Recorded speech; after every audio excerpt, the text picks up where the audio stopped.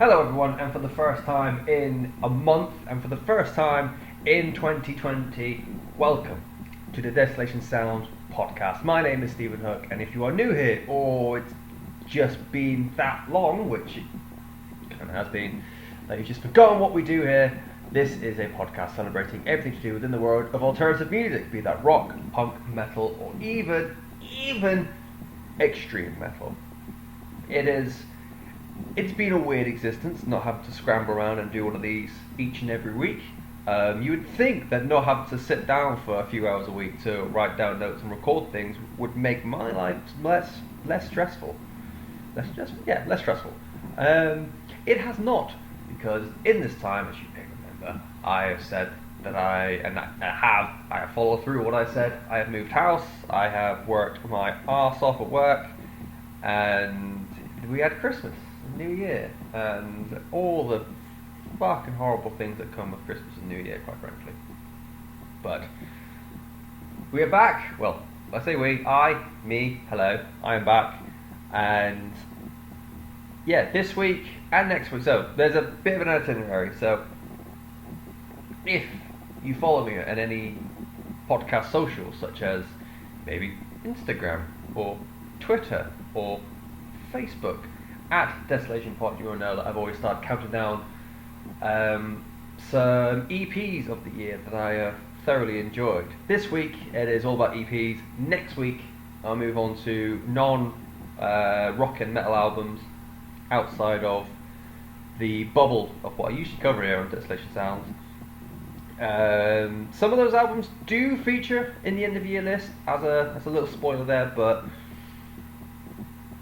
I made it a point, I think I've said a few times, I made it a point that I wanted to start looking at more music outside the realms of shouty, screamy, malarkey sort of stuff. So I figured if I put that much effort into it, why not put even more effort into it again and talk about it a bit more, and hopefully like-minded individuals who only like screamy, shouty stuff might find that, kindred spirit, something might work for them. I don't know, but it just gives me a chance to talk about music a little bit more. So check out the socials. I'm doing 2 a day, pretty much, and then I think for the top 3 they've got a post a day, just so I can get 10+1 entries out throughout the 7-day period. In terms of podcast episodes, you've got this, which is part 1 of the album of the years. We've gone down from 20 all the way down to 11. There's a siren about to come by. There it goes. Next week we'll have part 2, which is 10 all the way down to 1, and then the week after that, it's the big one. It is albums of the decade, which hasn't stressed me out at all. Just not the fact that it's all stressed me out, quite frankly. Album of the year, I'm still not convinced of my 1 and 2 for this year, and I'm still not convinced of my 1 and 2 for the decade. So that's going to be fun. Until such time, though, let's start chatting about some Muzak, and we're going to start, as you would with any top 20, with number 20. It is the second album from the Philadelphia-based side project of one Dan Campbell of the Wonder Years. It is Aaron West. I knew I wasn't going to fucking get it right. Aaron West and the Roaring Twenties. Such a cunt. The album is called Routine Maintenance, and the whole the whole theme, the whole thing he's going with for the sound of Aaron West is away from like the emo pop punk stuff of the Wonder Years. It is more, still very, very emo, and I'll get into that a bit more, but it's decidedly more folk now. And like, listen to the album, I definitely think it lends more towards the folk rock sort of stuff, but the fact that it is, like, I tend to poo-poo these like one-man led, or one man on the guitar based projects. So you look at your things like Ed Sheeran, your Frank Turners of the world, your Ben Howards. If you can go into your local Wilco's and you've got to pass a man in a hat on a guitar singing Wonderwall, that I just can't fucking stand. That I hate busking. that's probably like the worst idea to have, because busking like involves you creating like commerce from your craft and your hobby, which is music, and I should be very much into that sort of thing, but I cannot stand busking because it always covers the same sort of songs. It's always Wonderwall. Usually there's like a Boulevard of Broken Dreams or Time of Your Life kind of song in there as well. There's a lot of Adele being played recently that I've heard from like the 20 or so buskers we have littering Lincoln, and then they tried Oh Hallelujah as well by Leonard Cohen, and then they take a big pop song and acoustify it, and everyone's like, it's just so dreamy, and it's just fucking shit. It's so bad, and I hate it. Felt really bad the other day. Well, just before Christmas, we organised a charity thing with one of our colleagues playing music, and I looked him in the eye and I fucking hate it, and then I shout on Alex Turner, Frank Turner, and he didn't like that, but I don't care because Frank Turner can suck my dick.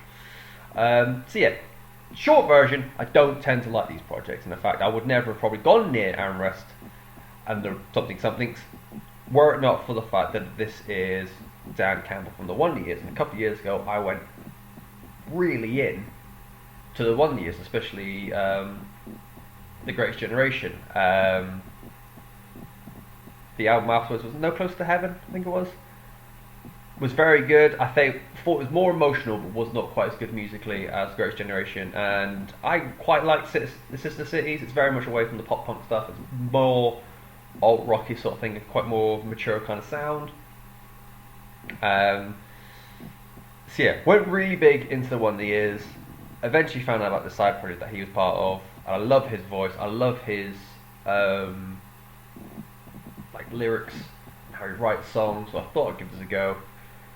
And there's one or two songs I've listened to from the debut album I need to go back to. I've got it on disc and I've just never sat down properly to listen to it. I've always got it on the background where it's good idle music, but not enough to like grip me or that sort of thing. That might just be an indication of the album, you don't know. But with Routine Maintenance, I made it a point that I want to like properly ingest it, properly listen to it, and it is just fantastic. It is. I was gonna say it's like so heartbreaking, but at the end of the day, the story of Aaron West and the life that he's had is obviously a fictional character. I think from album one, over the course of the album, he wants to make a career out of his music. He wants to be a traveling musician, and in the process of it all, his father passes away, his wife miscarries their baby, and then eventually leaves him. And then he just sort of like drinks away his sorrows up and down the country trying to fly his trade as a musician. So not like heartwarming stuff at all.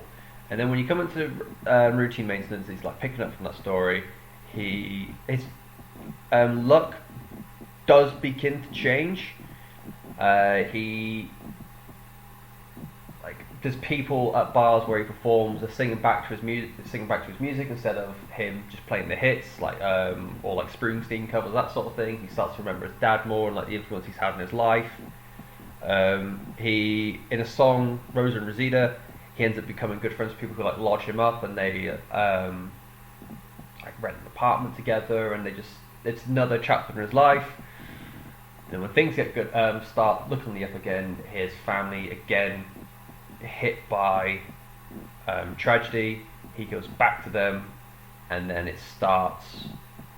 Everything he thought of his father is now starting to really hound down on him, and now he's got to be some kind of like parental figure for his family. Now he's got to start taking care of people again, and the role reversal he takes, the one that I think the narrative I've got is that he always kind of feared it. He didn't want to be like the very stereotypical white man with a 2.4 kids family. But when he starts going into it and realising the effect that his father had on him, it becomes this whole... It's a different experience to what he was expecting. By the end of it, it kind of feels like he's enjoying it, and he's like almost like a coy smile on his face towards the end. The fact that he's now helping his family in this way that his father used to help the family. And it's like that poetic cycle, I guess. So the story of Routine Maintenance has gripped me from song 1 all the way down to song 12. Usually I've got track listing up, I forgot to get up. And so like the songs themselves, like Rosa and Rosita is like a really upbeat, happy-go-lucky song. The song I always go back to every single time is Running Towards the Light. Even now, that is just a beautiful song. I can't even think off the top of my head now, because I've just got back in from work, I'm fucking exhausted. I cannot think off the top of my head where Running Towards the Light fits in the grand scheme of the album's narrative, but I do know that the music behind it, big, huge chorus he's got backed up by what's the instrument?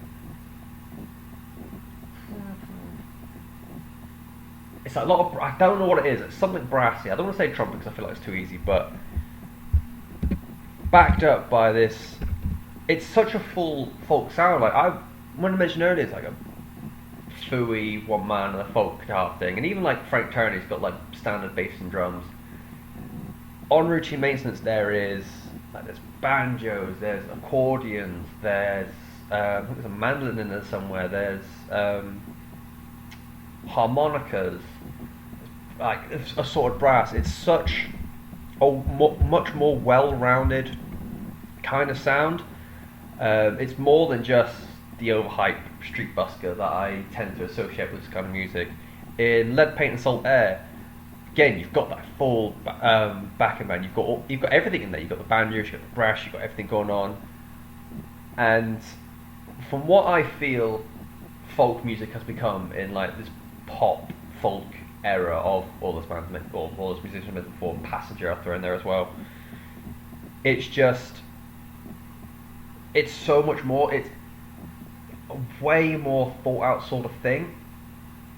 And it feels more organic. As weird as it is to say, like, because folk music at its core is always going to be quite like a handmade kind of music, if that makes sense. And folk music should feel like it's coming from the heart. And with this, it does. And I feel like a lot of the pop stuff really, really, truly does not. And I think that is down to Dan Campbell, because not only has he got this like great musical backing behind him, he himself can like orchestrate and like almost conduct what kind of sound he wants. The style of voice he has, I think it's palm reader on No Closer to Heaven. He genuinely sounds like he's about to break down into tears on the chorus. Having that kind of emotion just in your voice can make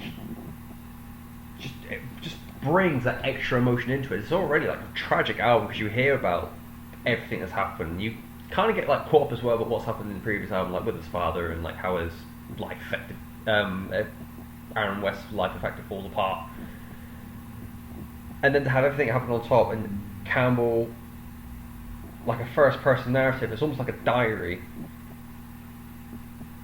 and it's just so brilliantly done, and it makes me equal parts excited and horrified for a potential album 3 for the Aaron West project, because I won't lie, it's a bittersweet happy ending, but it's still kind of a happy ending for Aaron, which, like, I've had ideas about what could happen, because I feel like every album has to have some kind of tragedy, and I think I know what might happen next if he does decide to do an album 3, and oh my god, I don't want what my head thinks is going to happen. I don't even know if I want a third album, purely for the fact that, like, if there's no third album, he can't hurt him anymore. But no, if you do go for like your big folky kind of stuff, and like me, it's so shit, the pop folk kind of garbage that we've got. Look this out. Yeah, sure, why not? Look this out. It is called Routine Maintenance. It is the second album by, and I'm gonna try it again, Aaron West and the Roaring Twenties. Nailed it. And yeah, that is album 20 of 2019's albums of the year. Moving on then to album 19, and it's just not an end of year list for me if it doesn't have anything gallows related. Kind of gallows related. It is Frank Carter and Rattlesnakes, and it is End of Suffering. It is their third album from what's effectively the Dean Richardson and Frank Carter experience. Not that that's a bad thing. I think the Rattlesnakes are fucking brilliant. If you are completely unaware of this kind of where they are a Watford-based.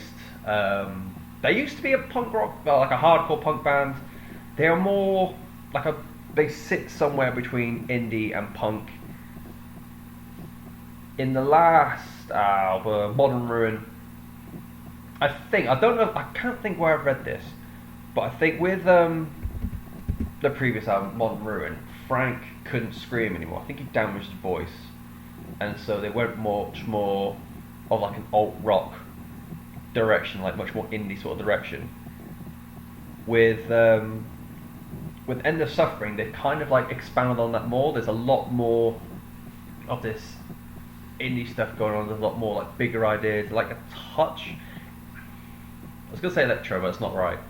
You know, modern Queens of the Stone Age kind of sound. It's like uber stoner to the point where it sounds electric, but it's still not either of those things. It's more of like an alt rock kind of thing, if that makes sense. That's kind of where I think the sound of End of Suffering is. And with that, I think End of Suffering is the album closest to what Frank has wanted to make ever since he left Gallows. Like, I think Pure Love is horrifically overlooked. It is a very, very uber pop rock album.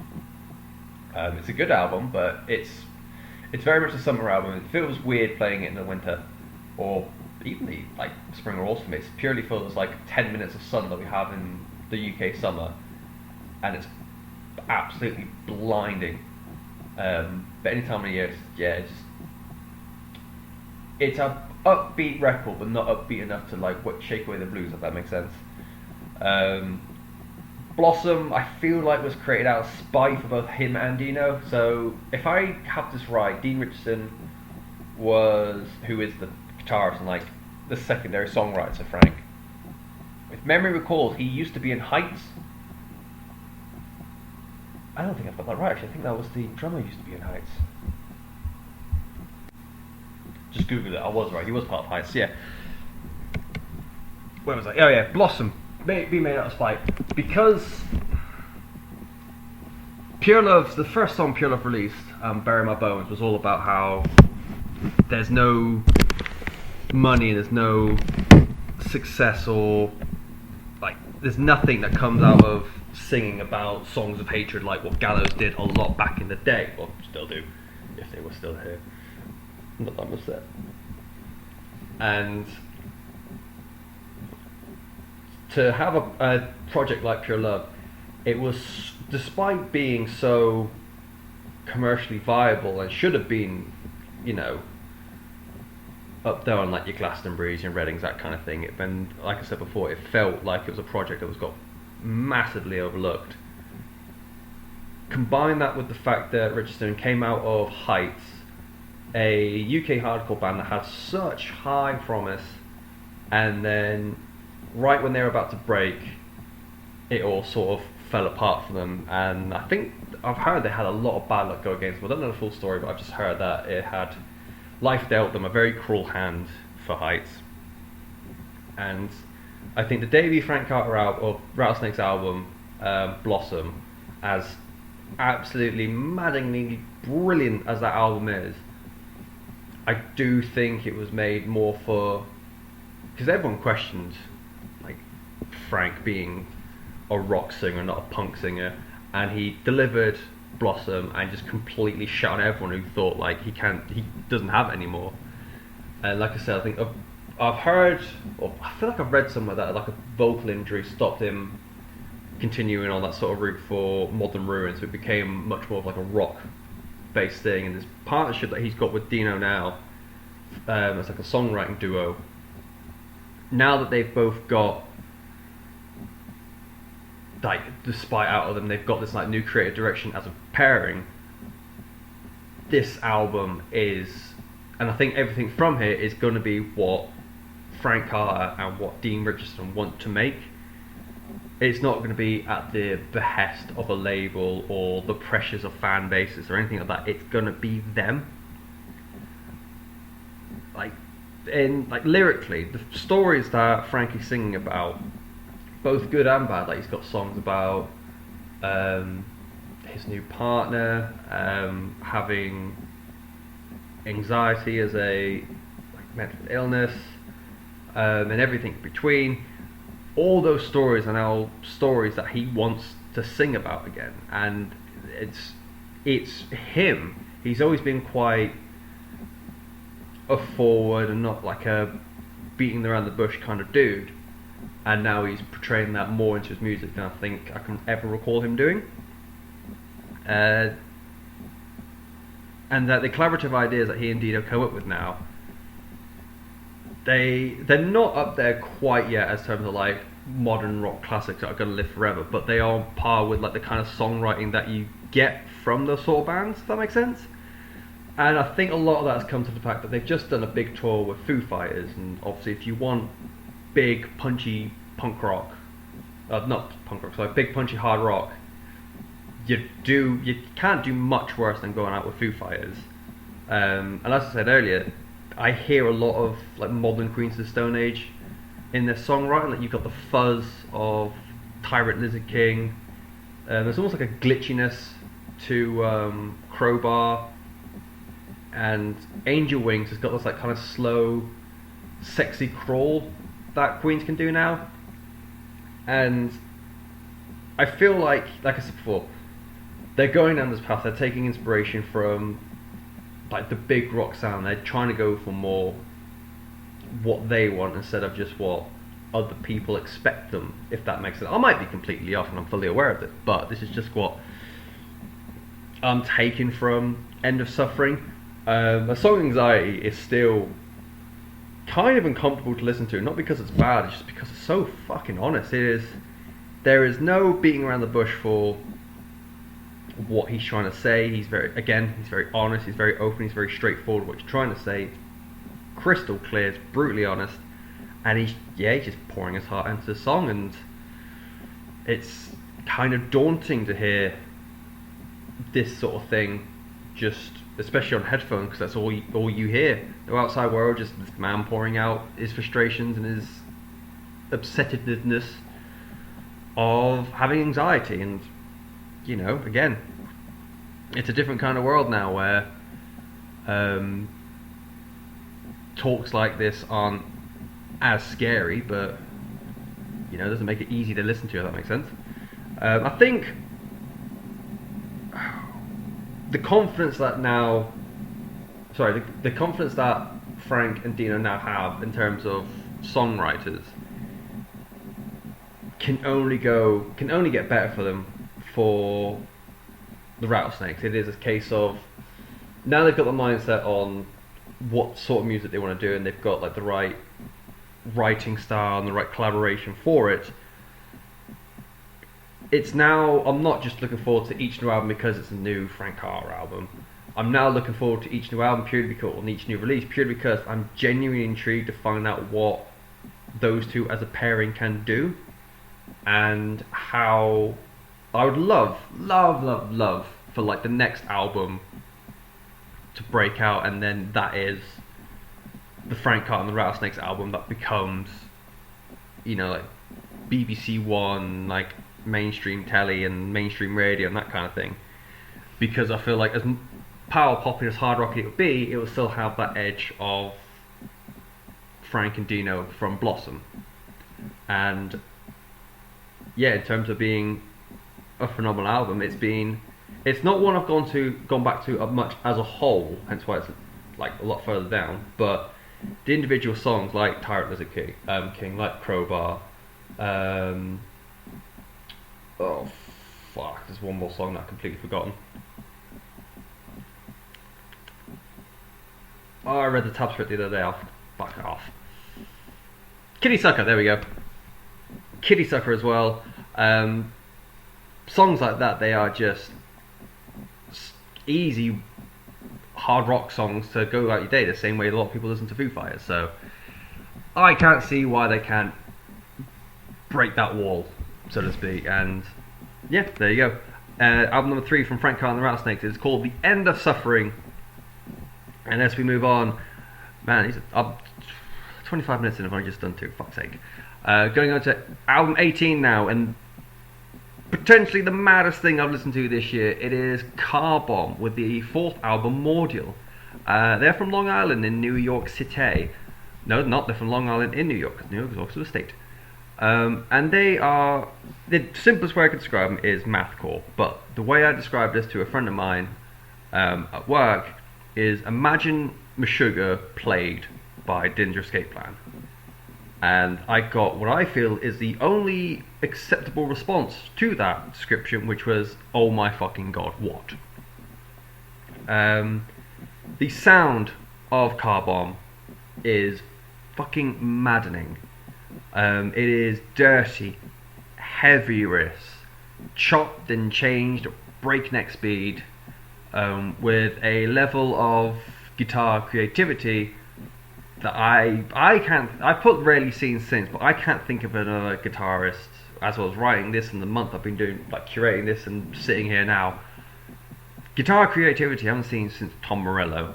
The way he would add those weird and wonderful sound effects just using like a kill switch or a whammy bar or whatever, or just like standing too close to his amplifier. It is just that what he can do. It's Greg Kubacki, and I hope it's not Kubacki, I'm pretty sure it's Kubacki. The sounds and effects that he can make is just insane. He's got a song that sounds like laser beams. Like the dives he have, it's just thunderous. They feel like they're coming into your soul. And he doesn't just use them to show them off. They have a purpose. They add something to the song. Unlike I think that's always been my problem with a lot of gent bands. They have this like really cool sound effect on their guitar. They can do all these wonderful things, but they just do it for the sake of doing it. Kubacki, in the same way as Tom Morello did, they do it to amplify songs. They do it to make songs sound and feel cooler and better and much more memorable. And like, I've tried to listen to a lot more mathcore this year. There was an album called Four Limbs to listen to, which I couldn't get into. That Vonis album I really couldn't get into. But I can't tell you why it is Mordial stuck out to me more than anything else. It might just be like the sheer intrigue of, even now I've pressed play on it, and then I've sat there, I genuinely can't remember what's going to happen next, and I can't even predict what's going to happen next. I don't know what riff's going to come out. I don't know if it's going to be a break. I don't know if it's going to be another laser beam at me. It stretches that label mathcore so much. That goes my heating. I haven't lost heat. I'm kind of poor, but it's on a timer. Shut up. The whole idea of it being mathcore, it stretches it so much. You've got like a lot of melody and a lot of groove in Black and Battery, which feels like the most extreme Metallica tribute band that there's ever been. And like I said, the other like mathcore bands I tried to listen to, like Seizures, Destrage, even the Ithaca album. Everyone was raving about the Ithaca album, and I thought it was okay. It's not a bad album at all. It's a heavy, really crushing album, but it's just, I switch it off and it doesn't stay with me in the same way that Mordial did. And it might just be that I'm a child and I hear laser beams and holy shit, that's really cool. But when I've been thinking back to all the reviews I've done this year, the word that keeps popping back out of me that I've probably used so much, overtly amount, to be honest, is the word cathartic. And no singular album describes or encapsulates cathartic from 2019 more than Mordial. And I feel like there are heavier albums to come, but out of all of them, nothing makes you want to swing limbs and headbutt walls more than Dissect Yourself, which is a song full of laser beams. You've got Shattered Sprites, which is just this weird reverb riff that keeps going on and on. It's fucking insane. You've got Eyeside, which is just does away with a lot of the mathy stuff and just goes, why don't we just make a massive fuck off great big thrash metal song? And that's what they do. They just, again, completely go against the grain of, like, I guess, traditional mathcore, as daft as that sentence is, but they do it in such a way where not only are you intrigued, but it hypes you at the same time. And again, probably daft thing saying, but I think this is just, I'm just trying to think, is it creative? It's up there. It's certainly much more creative than a lot of the albums I've got from here on. But my goodness, it is just insane. If you just like music to be angry at or be angry with, Mordial is your guy. It is album 4 from the New York-based mathcore, 4-piece, Car Bomb. Do give it a listen. It's fucking insane. It's heavy as shit as well. If you go for Aaron West first, you're gonna be surprised when you get to Car Bomb. Just warning you. Right. Album 17 is potentially my biggest surprise. I genuinely do think it's the biggest surprise on here. It is that album that everyone has been talking about. It is Tool. It is Fear Inoculum. It is their 5th album. It is the first in 14 years? 13? What was the last one? 2006, wasn't it? The first album in 13 years.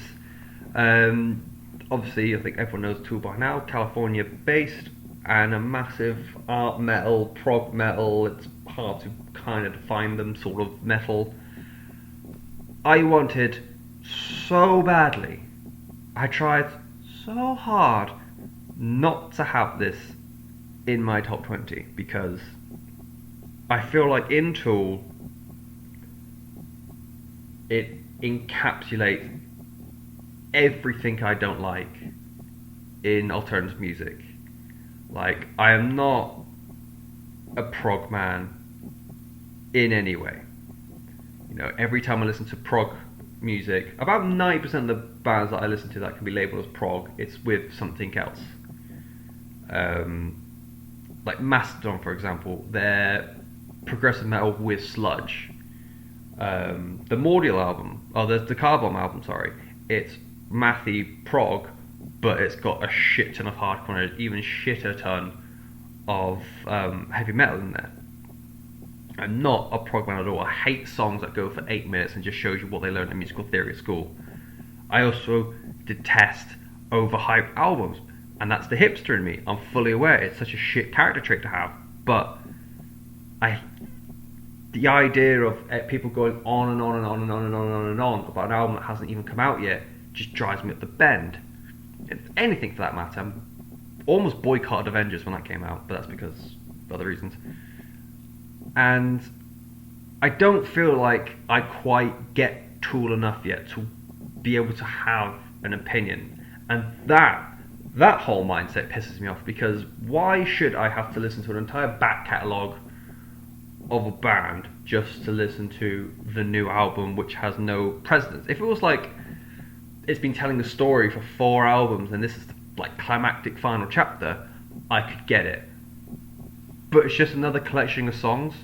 It's just, well, I think it's 9 more songs in the standard version. Either way, it is X amount of songs that's also been written by the same band who wrote those other bands. Who wrote those other albums. And I tried to sit there and think about all the things about Fear Inoculum that I did not like, but what I ended up doing was thinking about all the things of Fear Inoculum that I did like. And the longer I sat there, the more I realised that there's a lot of Fear Inoculum, even if it's little bits here and there. It all kept adding up to just a whole thing. And, you know, quite right, I say a lot how I take 1 or 2 songs from each album and just, you know, have it on a playlist whenever I walk to work or whatever. you can't do this with Fear Inoculum, but at the same time, if I press play on that track 1, I don't mind sitting there or having it on for the next hour and a half, which baffles me, because I don't tend to listen to music that way. You know, I think about the chorus of the title track, I think about the build in Numa, the drum roll, the fucking drumming from Danny Carey across this album is fucking outrageously good. And it's not to the point of, like, say, Portnoy, who just fucking faps himself silly on the drum kit. It feels necessary for these drum parts. It feels like he's putting it together, again, for a reason that benefits the band, not just to make him look good. And yeah, I would sit here a lot, well, not here because I haven't been here very long, but I'll sit places and just try and think, and it's just such a hub of creativity, and so I literally just said the Carbon was the most creative album, haven't I? I still say Carbon's more creative, but that's a story for a different day. Doesn't mean it still can't be creative. Everything that's in the album, like Tempest or 7 Tempest, whatever you want to be pedantic about, that whole song is insane. It is just bafflingly good. And how dare it be that good? And I think in the end, the reason why Fear Inoculum became, or went into my top 20 in a while, like, kept it in, and I could have just said, you know, fuck it, throw that away and put everything up a slot. I think the reason why I kept Fear Inoculum in is because of how much it is against everything I tend to listen to in music. It is fiddly, look how much music theory I know in parts. It is music where you've got to stop and sit down and listen to it fully, take in everything. It is a stupidly long album. It almost feels like it's been designed and released just to annoy me. It is all these things, and yet I fucking love it for all those exact reasons. It is just a weird existence for an album for me. And like, I even enjoyed Chocolate Chip Trip, which is like a 2-minute or X amount of minute drum solo. I like a drum solo on a fucking Tool record. What a fucking loser I am. I don't get what I don't know why I don't. Well, what's the line? I fucked up the quote already, but I don't know how to leave you. That would have been really funny if I got the line right, but never mind. But yeah, it's bafflingly good, and it baffles me. I hate that. I hate being baffled. But it still is my number 17. It is Fear Inoculum by Tool, probably the last Tool album we'll ever get. Just saying. I've just gone this entire way through realising that the fucking microphone I've been speaking into is not the one that I got in my hand. It's because I don't have my actual setup done properly. I've quietened my down quite a bit because it looked like I was clipping. Round numbers. How's that? That's better. Nah, it looks better. Yeah, so I've just been talking into my webcam microphone, so I might have sounded shit. Hopefully I won't do now. Either way, we're moving on to... Oh, I scratched my nose as I did that. I probably shouldn't have done that. Number 16. It is Advice. It is by the band Hawkeyes. They're from Leeds. This is album number 4 for them. They play, among other things, just probably east to scope them down as alt metal for the sake of ease. This is their return album after a 4-year break. I'm also going to turn... that'll be alright. 4-year break since Everything Is Fine. Which everything wasn't fine. Everything was bloody great. I love Hawkeyes. They're a kind of a special band. I don't know if that's just to me. I feel like it's in the greater universe they are a special band. But when they first came to prominence on Ideas, it was around the time of the UK scene becoming so full and vibrant of really exciting rock and metal acts that just didn't last for whatever reason. You look at, I mentioned them earlier actually, Heights, The Defiled, oh fucking hell, Feed the Rhino. I'll even throw Exit 10 in there because I really love Exit 10. They were just I was going to say Silosis, but they recovered because their initial vocalist left them, but then Josh Milton took over and they've done quite well, so we'll throw them in there. Just of that time, there was so much exciting things happening for the UK metal scene. That was when I was first getting into music properly, and so it was all like super exciting for me. And then slowly, one by one, everyone is just fallen, and it's fucking tragic. And Hawkeyes are one of the few that I can, the one that I can remember now, that never said they were gone, but they just went very quiet, very quickly. And, you know, I as much there wasn't anything that said on hiatus or on a break or split up or whatever, I didn't think we would ever get another Hawkeyes album to follow on from Everything Is Fine. We had the EP, which is it is what it is, something like that. But yeah, I just thought Hawkeyes are the curse of like the early 2010s, I guess. And then all of a sudden, there was updates on their social medias, little changes here and there. And then we had like songs started coming out, songs started appearing, and event posts for new shows started appearing, and we were getting Hawkeyes back, and I was fucking excited.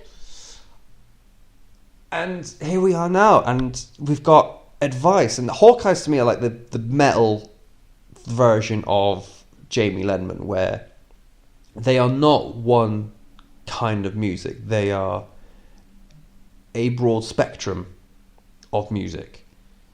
They, you know, on Ideas, they played around with sludge, stoner, mathcore, all the way down to like hard rock and alt metal and that sort of thing. And they turned down a lot of like the really erratic stuff for Everything Is Fine, and even further down again for Advice. And it is much more of a very broad alt metal kind of sound, where in the like kind of vein as how Jamie Lenman has just taken anything he's ever liked and just started doing it because why the fuck not? And what makes it like kind of baffling is, in the grand scheme of things, Advice is probably, I don't like using the word was, but it's probably like the least strongest Hawkeyes album. And it is still full of absolute top tip belters. You've got Hand in My Heart Cage, you've got Royal Trouble, you've got Perfect Again, you've got fucking, oh my god, you've got fucking Never Lead Me. Oh, that song is so good. The amount of times I've had Hawkeyes on a shuffle in that big playlist of mine, and I'll get to like Royal Trouble or State of Opposition or anything like that, and I'm like, I've got to go back. I've got to listen to Never Lead Me. It is one of their best songs. It is so fucking good. I cannot. It's fucking brilliant. I love that song so much. And it is, again, like I said, it's probably their best song on this album. It is on par with what they've done on Ideas. It is on par with like their stronger, like, spoilers, that like the end of decade Considerations. I'll just say Considerations because that makes it vague enough if they're in or out or not. And yeah, the way that they again, it's probably the most streamlined rock album they've done, but you still got the times where it's like suspenseful. Not suspenseful drama, just like general drama and like energy to it all while still being like well written. It's hard to tell if Paul Astic is a lyrical genius or a complete fucking nutter, because most of his lyrics are just inane madness. I can't. Was it Royal Trouble? I think it is. He goes on about one thing, and then it's like, and then the next lyric is your work will be reflected on this test, and then starts talking about something else. You fucking, what is happening? He's just it's fucking. It's hard to take in those kind of lyrics because they're no longer, like a traditional sense of a song, telling a story or telling the listener anything. It's literally just an extra instrument for which to gravitate a beat or to gravitate a rhythm. Excuse me. And I've often wondered if I like Ryan Clark's bass playing purely for the fact that the mix that Hawkeyes have, it just always seems to go through, or if I genuinely think he's a great bassist. I genuinely think now he's just so good, because he's probably one of the few bassists that actually get a chance to be heard on an album, but there's times where I'm just enthralled by it. I cannot put my finger on what it is. I don't no intent to like pay attention too much to the bassist, but I fucking love his bass playing. It's just the way it carries songs and how he can have it just sometimes sounds like he's having his own little party in the background, and then comes in to join with the rest of the band when he's needed on the chorus. I fucking love Hawkeyes. It might be a bit of rose-tinted glasses that I wanted to talk about them a bit more, and that's why they're in top 10, but my God, listen to Hawkeyes. Like, I'd say Advice is probably your best way of getting into Hawkeyes. Everything is fine. I always found it was a little bit darker, and then get to Ideas and you are in for one of the best albums you will ever hear in your life. But yeah, work backwards. Start with Advice, the fourth album from Hawkeyes, and you'll be a better man and or woman for it. It would just fix things. It will fix Parliament. It will fix the government. Probably won't actually, but it might make your day. Who knows? All right then.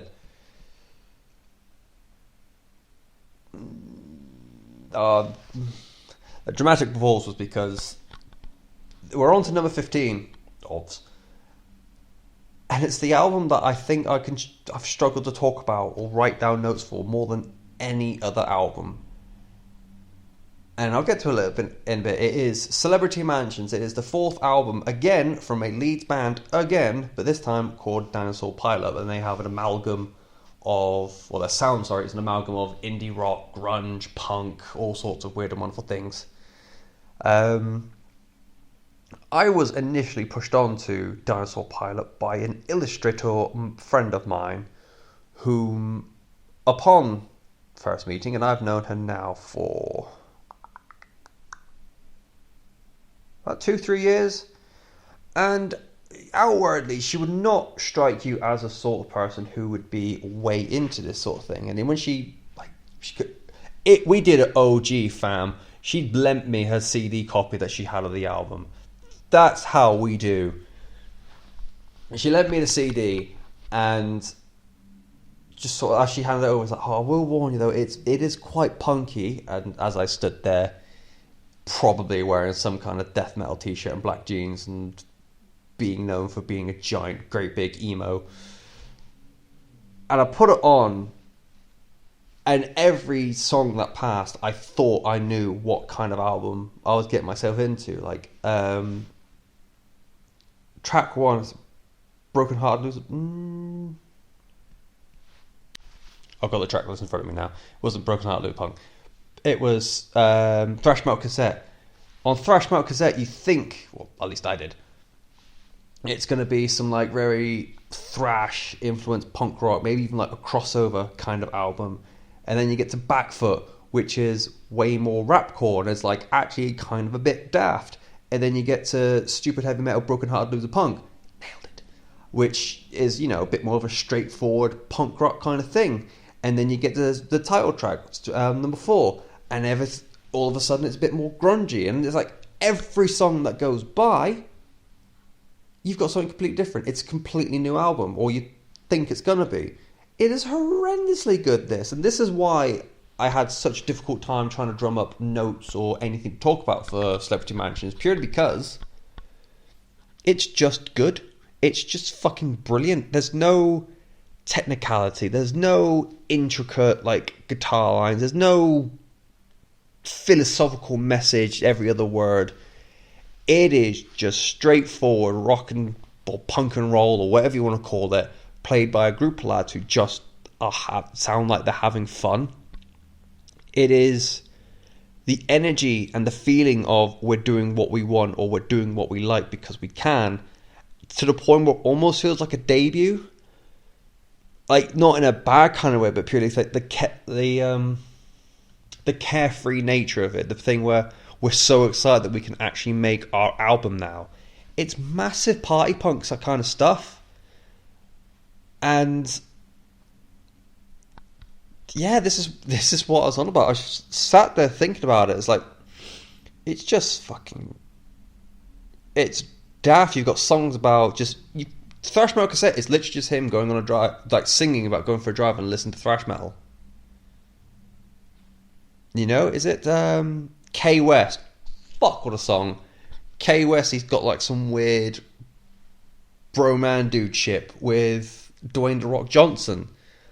It's fucking stupid. It's fucking great though. I love it. It's so good. And yeah, this is all I've got to say about it, apart from it's just dopey mad fun, and I fucking love it. It's Celebrity Mansions by Dinosaur Pile-Up. I don't know how else to describe it. Just listen to it. I bought it for like a $5 from HMV. Just fucking do it, you shit. And with that, it's time to go the opposite end of the spectrum, and gonna talk about I thought the Aaron West album was an emotional turmoil of an album. Boy, that shit ain't seen nothing until you get to Nick Cave and the Bad Seeds with, staggeringly, their 17th album. How have I never took the time to listen to Nick Cave? He's got so much to give. He is... So, the album is called Ghosteen. If you're unaware of who Nick Cave and the Bad Seeds are, obviously led by our boy Nick Cave. And he's always been... What's the best way to describe him? He's always been like the hipster's choice for greatest ever rock star. I've never really seen him break through massively into like a mainstream audience. He might be huge. I wouldn't be surprised if he's huge in Australia. But over here in Blighty, he was a name that I heard a lot, but never his music, if that makes sense. And he's always been like an arty alternative rock kind of guy, and a lot of people will listen to his music without realising he does the theme song he's done a lot of songs actually for Peaky Blinders. That Red Right Hand song, that's him. That's Nick Cave and the Bad Seeds. That's a song from their, I think it was 97 album, but that's just plucking numbers out of my arse.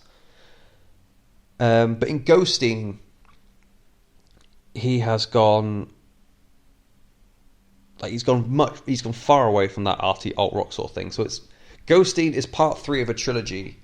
It started in 2013 with Push the Sky Away, and then followed up in 2016 with Skeleton Tree, and then, like I said, Ghosteen's part 3. And in Push the Sky Away, it is a classic Nick Cave kind of sound, you know, the very artsy alt rock sort of stuff, and very like punchy kind of music. In Skeleton Tree, there's influences and little, like, I guess collaborations with ambient music, and then in Ghosteen it is all the way an ambient sound for the album. And so as if like the music of the album wasn't heavy enough in like a different sense, because ambient, now from this year, listen to a lot of like post rock and post metal sort of stuff, the right kind of ambient music can make something either sound, well, ambient music, sorry, can make something sound, if it's done right, hugely dramatic and like just so heavy in emotions, or it can make something just like background music as you're doing coursework or something. Musically, this is the heavy on the heart and like heavy on your shoulders kind of music. What makes it even more powerful is during the latter stages of the writing process for Skeleton Tree, Nick Cave's son died in an accident, I think in Brighton. And so I think there's one or two songs on Skeleton Tree that allude to it. Ghosting is the first full release where he directly acknowledges it. And with the context of what Nick Cave is going through, combined with how good a musician and how good a like writer that he is to make something like this album is a different kind of heavy altogether. It is upsetting at times. Well, a lot. It is upsetting so often to the point where you feel uncomfortable listening to it because of what it is that he's like singing about, what he's talking about. Even take a song like the opening track, it's a song called Spinning Song, and Nick Cave is known for being like a massive Elvis fan, and Spinning Song is an ode to Elvis Presley, but his vocal style, like a crooning kind of way that he sings, and like the chorus or like part of the lyrics, are peace will come in time, and time will come in time. And you're just there like, it's not about like the whole album isn't just about his son, but you feel like even the times where it's not about his son and grief and mourning and that kind of thing, it still feels like it is. And again, I don't know if that's just because I knew the context of the album before I started listening to it, or that's just how good a songwriter Nick Cave is, but it is... I don't know. I don't listen to this kind of music that often for this exact reason. I just don't know how to process a man who has lost... He's felt loss in a way that hopefully no one will ever have to go through. And as like an artista, as a musician, he's done what many others have done, and he's just like thrown himself into his work. Excuse me. And the result of that is the album before us.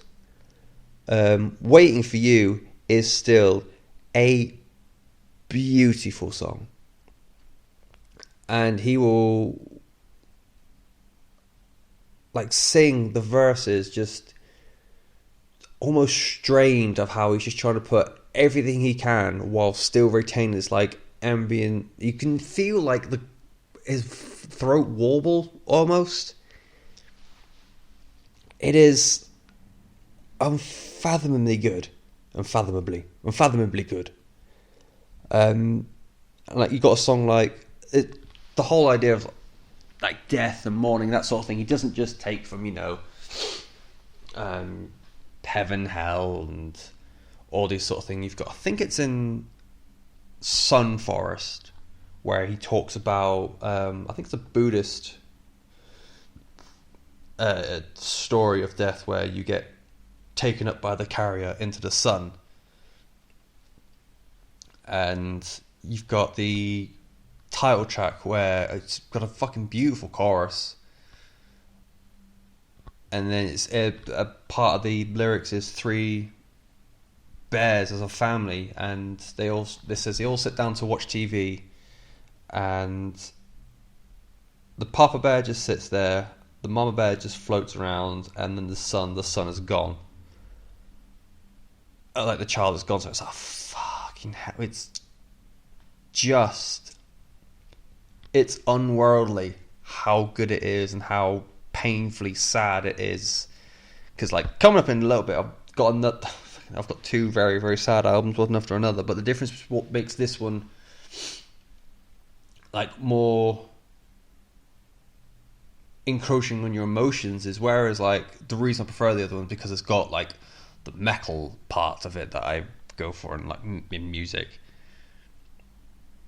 This at times just feels like it's just a man sat there talking about the loss of his boy, and it's how do you process that? What do you do with this information? Nick Cave and the Bad Seeds is something of like, so at the moment it is a missed opportunity to finding some fantastic music, because everyone who talks about them just says how great this band are and how great a musician Nick Cave is, and he's got a collaborator as well. I'm not going to try and like guess his name, but he's got a collaborator in as well. They've worked together for years, and that's how they could, similar to what I was saying in Frank Carter and Dean Richardson, but obviously on a grander scale, this is how they've maintained such a good sound over the years, is because these two working together. Nick Cave and the Bad Seeds is just a treasure trove that I need to explore, and the fact that I started with Ghosteen, it's just, for music alone, it is worth listening to because it is powerful ambient music, which is, for me, every time I've tried to listen to ambient music, it is rare. It is rare to find ambient music that connects with you. Lyrically, if you are of the persuasion where you like emotional songs and you like devout, raw emotion in your music, give this a fucking go, because there will not be a dry eye if you listen to this. Absolutely not.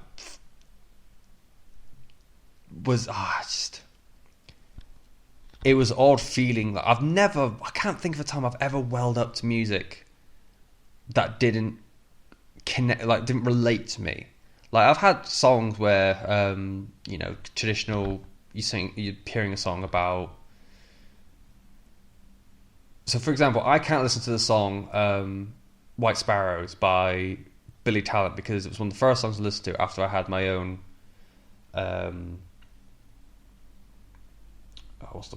bereavement in my family, and now I can't listen to that song without thinking about it. I think Ghosteen is the first album, a whole piece of music where I found myself genuinely feeling like I was going to cry just because of what I was listening to, like just as a whole piece of music. It is unreal. And I don't know if I'm giving it like a sell or like a miss, but it is what it is. It is Ghosteen. It is by Nick Cave and the Bad Seeds. It is staggeringly their 17th album. And it's not getting any cheerier, because now we're going to go to a band called Swallow the Sun, and the album is called When a Shadow is Forced into the Light. This is their 7th album, and they are a Finnish death doom ensemble, if you will. And to get the emotional part of the way, the album is written in direct reference to the passing of Elias Stanbridge, who was the partner of Swallow the Sun guitarist Juha Raivio. And I should have pretense this. There's a lot of Finnish names in here that I'm going to butcher, and I apologise, but I'm going to try my best. Elias passed away in 2016 to cancer, and this has been Juha's, I think, second or third writing process since it happened. I think he's finished off Elias' solo album. He's got a second band that he did in between Swallow the Sun albums, and now he's back with Swallow the Sun, and oh boy, there's plenty of emotions. The way it swells and the way it builds musically seem much more in common with, say, gothic metal, even like post-metal. It's not crescendo core, as I've heard Rotary Deadman word it, which I think is a fucking great way of referring to certain types of post music. On the title track, for example, it's very idyllic, very calming on the verses, and then it is a huge swell into the chorus, and then that continues into the post-chorus. And because these are, as much as they are like death doomy sort of songs, they do still have like multiple iterations of verses and choruses, so it does like peak and trough. And musically, it is scintillating. It's fucking beautiful what they've done. And I've never really gone in on, I don't really go on doom metal at all. And the only other death doom band I listened to was I think it was Asphyx, something like that. And they were definitely a much more like crunchier death metal kind of thing, as opposed to more this epic doom kind of music. Vocalist Miku Kotomaki, his clean vocals, he's got this beautiful, almost mournful voice that turns so sinister and is almost black metal like when he shrieks. It is, and what the rest of the band do so well is the fact that they distort the emotion of music to match the vocals. And what about, take Firelights for example. It is very, very solemn, very, very soft on Kotomaki's cleans. Their new keyboardist Yanni Puhu, or Puhu. We'll go Puhu, it sounds funner. The new keyboardist Yanni has some like really, really brilliant like ghostly backing vocals, almost sound like ASMR whispers. And then when Kotomaki, his voice turns and he becomes a bit more of a harsh vocalist, he starts screaming or growling or whatever, the chord progressions on Firelight are so much more hostile. And you've got double kick drums as well, you've got the slow snare and crash rhythm, like you're almost as you're in the middle of a massive breakdown. It is the way they complement the vocals and how they like work together to create this very I was going to say like mournful again, but I keep using that word, but you know what it is. It almost feels like a heavy metal funeral barrage. And lyrically, it still is very grief and very death heavy. And this is a band like linked with doom metal and death metal. There's always going to be that semblance. And from what I've read, Swallow the Sun have been a band who have sung about death and mortality and afterlife and that sort of thing a lot. But now with the context of Aaliyah, much like Ghosteen, it is so much more profound, and it just seems to resonate a lot more. And like lyrically, they do make there's references to mythologies. Like there's a overarching thing of like walking towards some kind of light. There's There's references to Aaliyah herself. There's a couple of lines I've got: the April skies, singing songs of goodbye, farewell tonight, leaving the tide. Like Aaliyah passed away in April of 2016. And there's also, but there are no goodbyes, just light between the stars. You've also got, it's just a general feeling of mourning throughout the album. It's too late to dream again of tomorrow without the dark that will remain within me. That one really, really stuck out for me. Because, well, it's just everything's there. It's too late to dream again of tomorrow without the dark that will remain within me.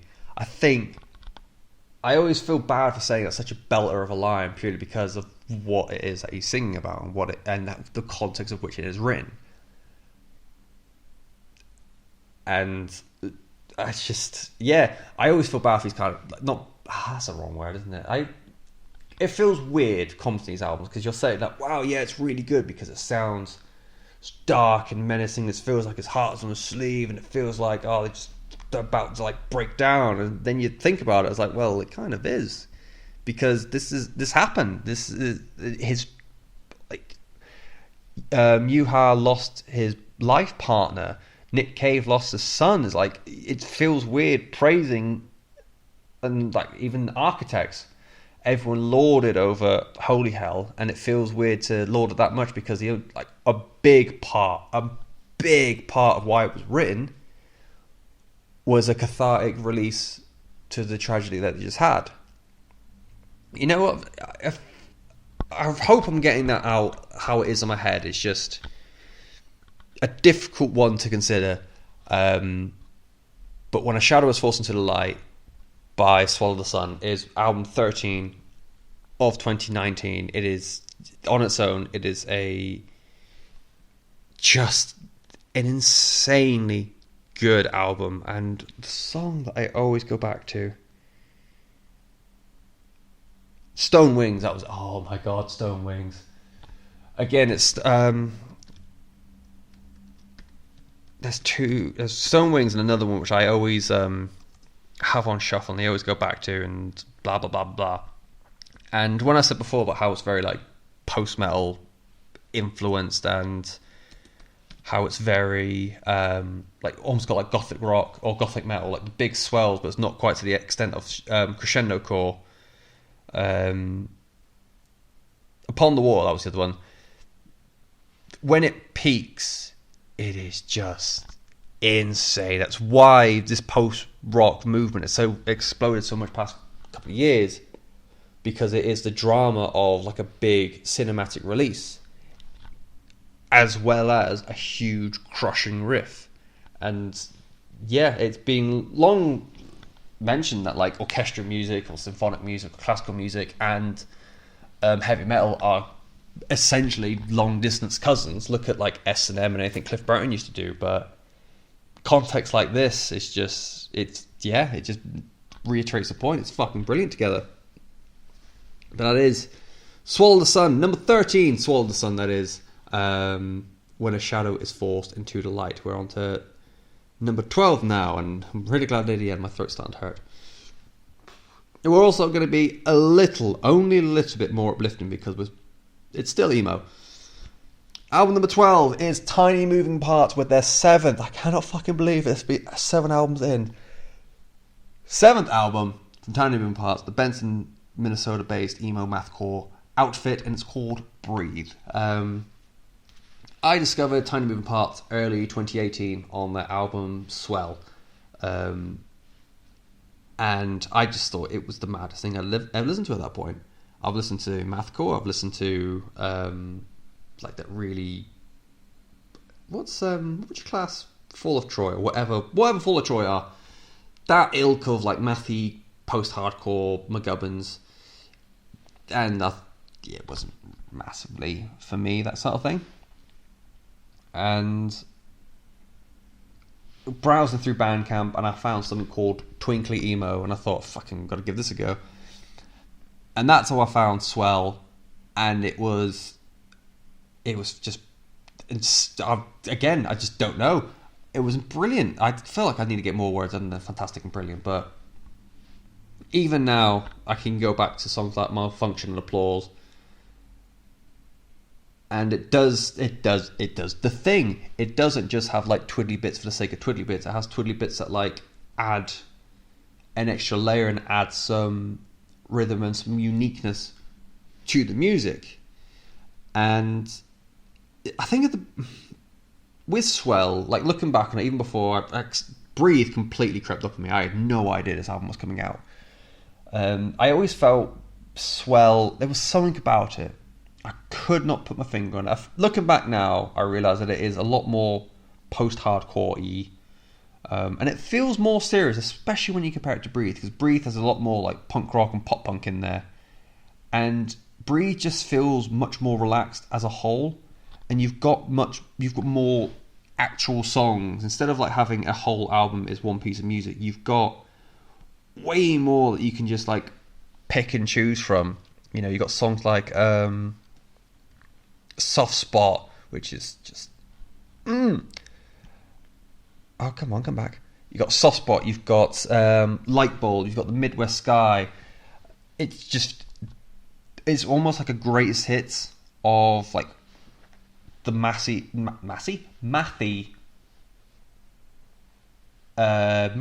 fucking hell, mathy emo. There we go, mathy pop punk. That's the word. The guitar work from Dylan Matheson is just unreal. I saw just before the album came out, and I was like more aware of it. People were referring to Tiny Moving Parts not as like twinkly emo anymore. It is more like shred emo, and the kind of lines, or the kind of licks that he can do, it's not a million miles away. I think the sort of guitar lines he can do while still continuing to make, A, as he still continues to sing, but B, continue to make something that's like very accessible, very pop punky, very light and easy, is just unreal. It is astounding what that man can do, and like musically, it does end up becoming fucking incredible. And the one thing I noticed from Breathe that's different to Swell is that there is a lot more experimentation on this album. You've got little electronics on Icicles. You've got little pop jingles in Soft Spot and Hallmark. Soft Spot is just a massive fucking bop. It is 100% certified bop. And it's almost said brilliant again, but I'm not going to. And then you've got a banjo on Vertebrae, which again, another fucking bop. And like the confidence to do this, it does feel like I don't know if it's more confidence or much more relaxed feel to Breathe. But whatever it is, it's got it in spades. It feels more natural, and it feels, it's still not a happy album, because at the end of the day it is emo, and if you go into the lyrics you realise it's about, I think it's Dylan Matheson has got like a fear, not like a fear of death, but he's uncomfortable with the idea of death and mortality and that sort of thing, because like of what happens next and that kind of thing. So when you take apart the lyrics, you realise the sort of things that he's talking about, and there's your inevitable like reference to relationships and that sort of thing as well, and the hometown. Benson gets name dropped a couple of times. As like as a round piece of music and as an album, compared to the only other the only comparison I have for Tiny Moving Parts, which is Swell. Swell felt like it was more trying. They were actively trying to be this like raging mathy emo post-hardcore outfit, whereas with Breathe, it's almost like what they've done on the tin. They've just taken a big breath in and gone, you know what, why don't we just do it? Which is the worst way I think I've ever analysed an album, and I am an amateur podcaster, so you know I've said some absolute bollocks in my time. But Tiny Moving Parts, I'm running out of adjectives. It's been such a long day at work. Fuck you. I've got to go back outside in like less than an hour. I also haven't eaten. I should probably eat something. Anyway, I'm getting distracted from this. Probably from this headache, actually. Should probably eat some food. Number 12 is Breathe by Tiny Moving Parts. A fantastically good album. Don't let the mathy like adjectives that I've been using, anything else like mathy or proggy or anything like that, don't let that scare you away from this album. It is so much more like pop punky and punky, and it's just a great time. Can it be summer so I can listen to this? Because I think that will be the best thing. I think that'll be the best thing for everyone. Speaking of summer albums, when I started the Tool review, or the Tool segment, I took a brief pause because I thought I can't think of any other album that I was not expecting to have on this list more than the Tool album. The reason why I took the pause is because of this album, because this is a debut pop punk album from Cardiff, and the last time I think we had something like that, was it the Blackout that we had? Or isn't one of You Me at Six or Kids in Glass Houses Welsh? Suffice to say, pop punk from Wales has not been kind to us. So when I found an album called Beautiful Life by a band called Junior, I wasn't expecting a lot. And the reason why I found the band Junior in the first place is because it is the the musical output of one Mark Andrews, who is better known as Mark Andrews of the WWE. Actually, he's part of a lot. He's part of WWE, NXT UK, Progress. I think he's done ICW a couple of times. He's just a man who likes to get around, and he's one of them wrestling boys, wrestling men, that I quite like to watch and stuff, because he does lots of flippy shit too. And like the grand scheme of things, wrestler-related bands are, we'll be kind. We'll say they're a bit hit and miss. Obviously, the most prominent example is Fozzy of Chris Jericho fame, and they have some good songs. They have quite a lot of shit ones too.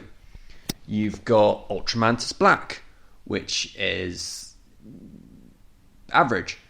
And admittedly, you also have Every Time I Die Now, but he was a musician first and he was a wrestler. If anything, he's gone the opposite way, now that I think about it. Whereas like a lot of wrestlers take the hand of music and it's very hit and miss, from being brilliant wrestlers, or Ultramantis Black, you've got Andy from Every Time I Die, a fucking brilliant band. The Butcher in AEW, apparently quite hit and miss right now. So it's very hard to do both, I think is what I've come to realise. And then I put this on, and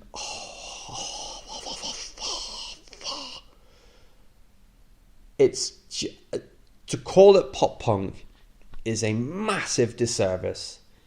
It is a gorgeous mix of, it does have pop punk in there, but it's also pop rock, it's also alt rock, it's a touch of emo, delicate touch. That's been heating back on again, and it's all with the most fantastic production that I can think of. Why more bands from that shitty end of like the late 2000s where pop punk was, or like pop rock was fucking everywhere, why they didn't get like a production job like this was, I'll never know. But oh my god, this is just it's incredible. I hate, words fail me because it's just breathtaking this album is. Baby Blue sounds 10 times a song that it has any right to sound like. Brick by Brick puts us like late 2000s, early 2010s wave of like pop rock, post-hardcore bands to absolute shame. I'm looking at you, Mallory Knox, who just broke up, and Kids in Glass Houses who have broke up, and Blitz Kids who have also broken up. This is why you broke up, because you don't sound like Junior. You've got PYD as well, which is Mandrew's ode to his professional wrestling career, which the music video for that, seeing all the stars from like what's made up his career, from Progress, from PWG, from WWE, ICW, everything between Preston City, I imagine as well. And the way, I don't know if each and everyone has had like a significant impact, but the way it does extend every corner of his wrestling career to where he is now, I think it's really, really well done in that respect. And yeah, like the lyrics of PYD as well, just like, I think it starts where it started back in '94 on the east coast of LA, and then just like continues the story of how he's ended up in the biggest wrestling promotion of all time. And to describe the sound beyond of just what I said before, so like the pop punk, the alt rock, the pop rock, and blah blah blah blah blah,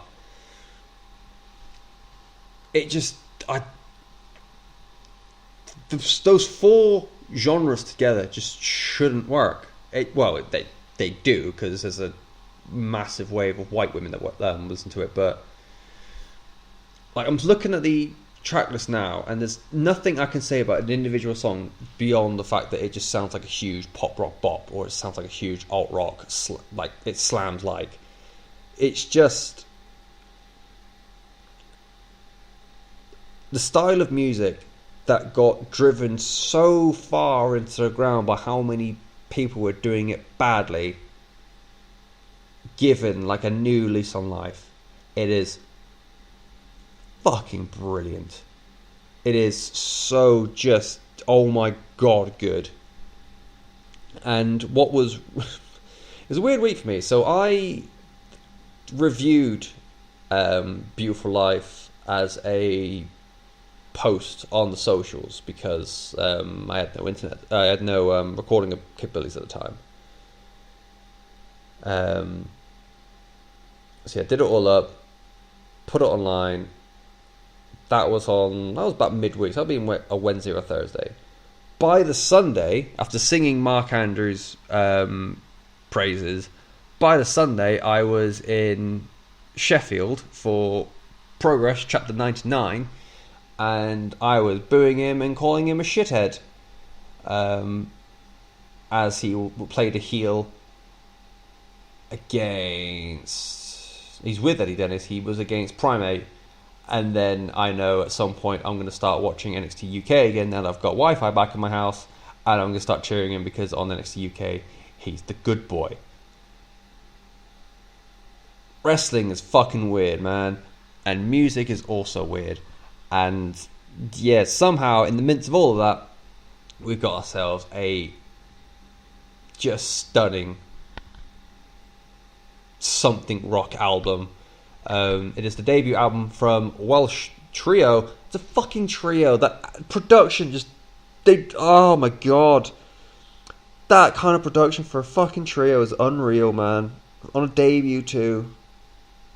Oh my Jesus, they must have some favour somewhere. Debut album from Junior is called Beautiful Life. Find it if you like.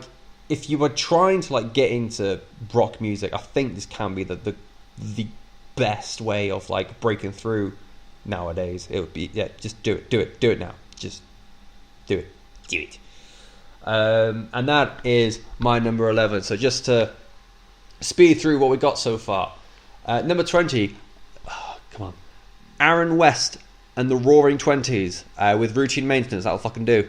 Number 19, Frank Hart and the Rattlesnakes with End of Suffering. Number 18, Mordial by Car Bomb. 17, Fear Inoculum by Tool. Number 16 is Hawkeyes with Advice. 15 is Dinosaur Pile-Up with Celebrity Mansions. 14 is Nick Cave and the Bad Seeds with Ghosteen. 13 is fucking hell, lost my words. Swallow the Sun with When a Shadow. Fucking hell, why can't I do things? When a Shadow is forced into the light. I'll try it again. Number 13 is Swallow the Sun with When a Shadow is forced into the light. Number 12 is Tiny Moving Parts with Breathe. And then number 11 is Beautiful Life by Junior. And that will conclude part 1 of my albums of the year list. I hope this is somewhere in the realms of enjoyable so far. It's been a while. I've got a lot of cobwebs to filter through. I also have had a headache and I haven't eaten that much today. So I can't even go for a lie down, but I'm going to go somewhere with food. So hopefully next week when you get part 2, I'll be a little bit more rested, a little bit better, and it will be a gooder day for us all where you can listen to me wax lyrical about more bands. As I said at the top of the show, keep an eye out on my social medias at Desolation Pod. I usually don't, I try to avoid plugging social medias because I think it sounds silly, but at the moment you can get a rundown of my... Excuse me, I'm just dying again. Getting ready so far. You get a rundown of my EPs of the year. This week, I can even tell you what's gone out already because, you know, it's end of Wednesday. I won't give you the ones that came out today, but so far, from number 15 is Poppy with Choke. 14 was Ray and Chasing South with their Graying into Bloom split. 13 was the Yarra Man, Other Half, Grieving, and Your Poetry split. 12 was Wanderlux with Earthen. Number 11 was Goldbloom at Long Last. Number 10 was Aloof and Resentment. And number 9 was The Wild Hearts with Diagnosis. And yeah, the other two came out today, so I'm not telling you them. I'm not telling you them. You can go on my websites. Well, not my websites, but you can go on my page that looks like my websites and find out for yourselves. I think that's exhausted everything I have to say. Come back later. I would hate to do this alone. Aloner. Bye.